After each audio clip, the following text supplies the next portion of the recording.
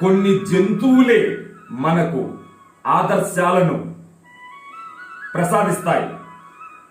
అవగాహన, వివేకం మనలో విజృంభించినప్పుడు పరాక్రమంలో సింహమే మనకు ఆదర్శం, ఏకాగ్రతలో కొంగ ఆదర్శం, విశ్వాసంలో కుక్క ఆదర్శం, మెలకువలో కోడి ఆదర్శం, పట్టుదలలో ఉడుము ఆదర్శం, ఉడుము పట్టు, జాగ్రత్తలో అశ్వం అంటే గుర్రం మనకు ఆదర్శం.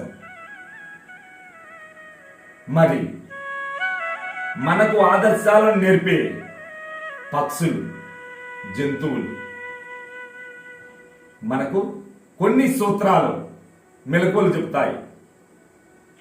కనుక ఎక్కడ ఉన్నా, ఏ స్థానంలో ఉన్నా ఆదర్శ జీవన సూత్రం మన పాలిటి అమృతం.